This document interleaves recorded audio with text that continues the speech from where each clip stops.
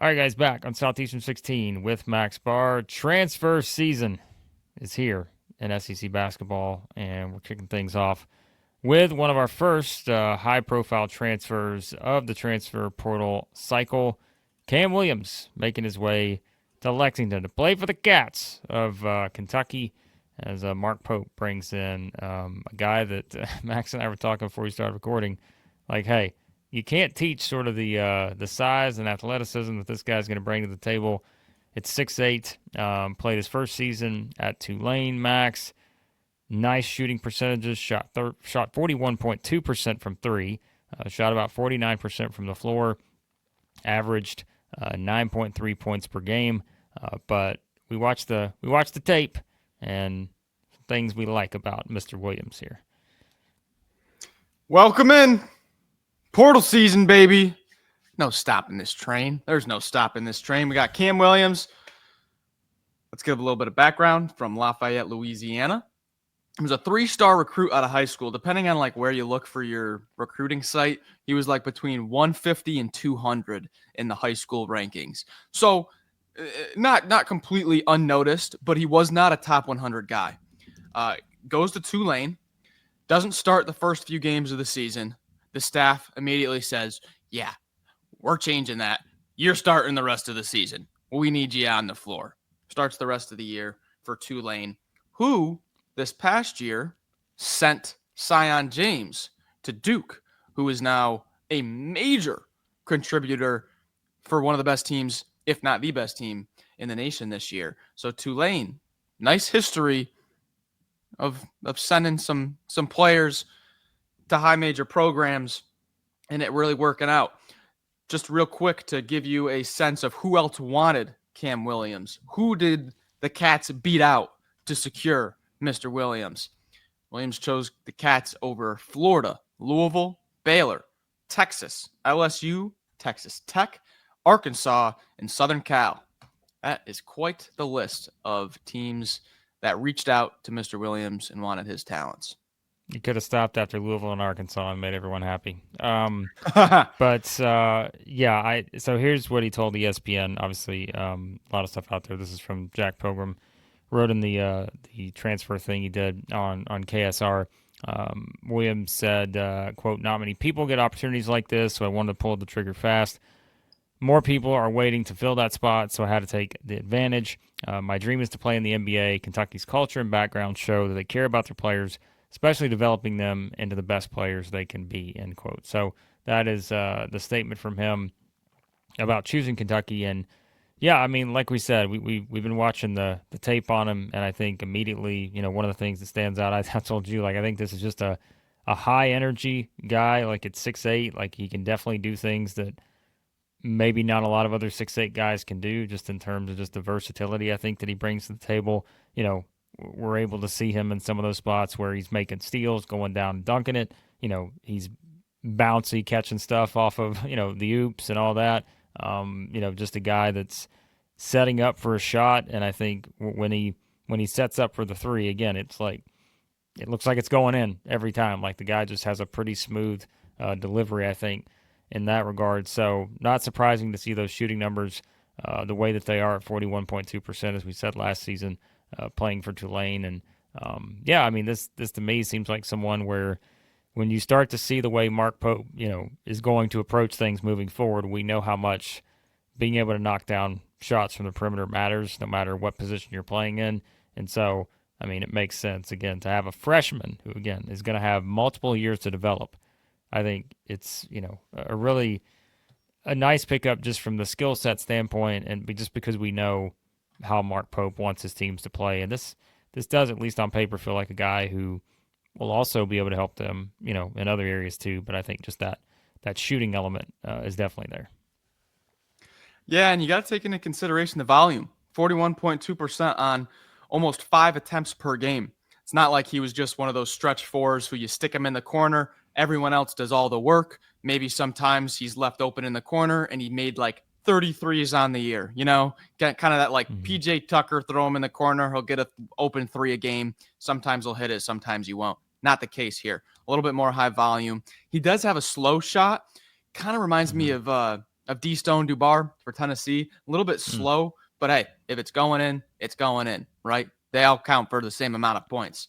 He made multiple threes 19 times last year as a freshman. So it is there's no just fluke. Maybe he went 7 for 7 one game or something like that, and the numbers are skewed. No, pretty consistent throughout the entire year, but consistent everywhere. Blake, when you look at his numbers in the AAC play, in American play, he was top 10 in both effective field goal percentage and true shooting percentage. That takes into consideration free throws, twos, threes, the whole bit. Top 10 in all those efficiency categories. So he is getting to his spots, and when he does, that ball's going in more often than not, Blake.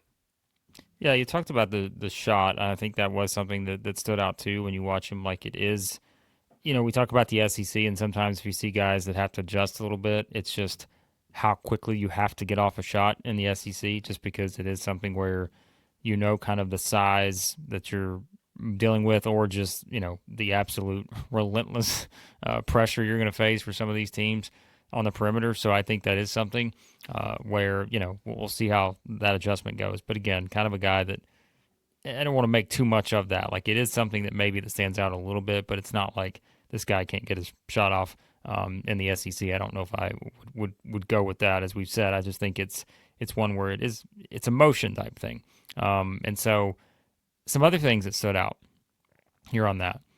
You talk about kind of some of the offensive numbers, but he had a block in 23 games last season, had a steal in Yep. 25 games, at least one in, 23 games had at least one block, 25 games had at least a steal. So I think, again, someone too that we watch some of the stuff, like he is someone just because of that 6'8" frame, like, long wingspan in terms of, I think, just being able to get hands in, going up against shots or just in passing lanes and that kind of stuff. So I think that's another interesting element to his game when it comes to just seeing, how that factors in. And yeah, I mean, it is, someone who played a lot of minutes. And I know, like we said, I mean, Tulane was a team, they finished 19-14, played for Ron Hunter, in the AAC. And so, yeah, I think he is someone I'm very intrigued by. Like, and that's what we always say. When we start at the beginning of the transfer portal, Mm-hmm. it's impossible for us to say, well, he's going to fit in this role or that role or whatever, because we don't know who's going to be on the roster next season. We know some of the guys, but like we don't. It's impossible to know exactly what that fit is this early. But once we revisit that, in a month or so, I'd be willing to guess that we're looking up and saying, all right, this guy's got a pretty clearly defined role in that rotation, whatever that looks like next season. Yeah, and I like how you said intrigued.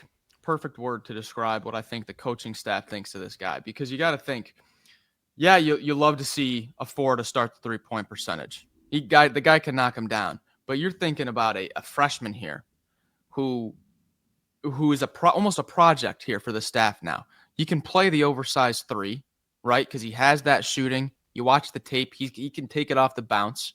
He's not as efficient off the bounce, but he can.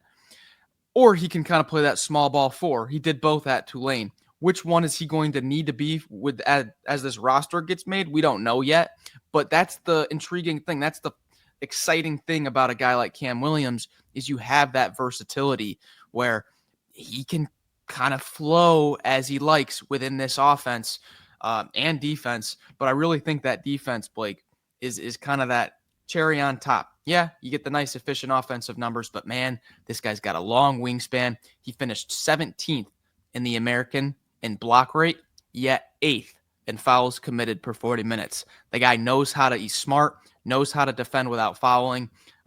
It's an exciting prospect. Yeah, no, I think so too. And again, I think you bring up a good point. Like, just keep in mind this. It feels like a lot of transfers in this era. We're just like we jump on it. We're like, oh yeah, man, that guy's played 5 years already. Like, this guy's 26 years old. Come on, it's go time. But these are the kind of ones too where you're like, hey, we may look up and these are the kind of transfers that are essential for like the future of the program in terms of, hey, as we said, this is a guy who's made it very clear, just like a lot of players do, like they want to get to the NBA. And I think being able to kind of see at the highest level, what do you have to work on? And you already see all just the skills that are there. And again, and we say, I think that's where I've talked about it all season long.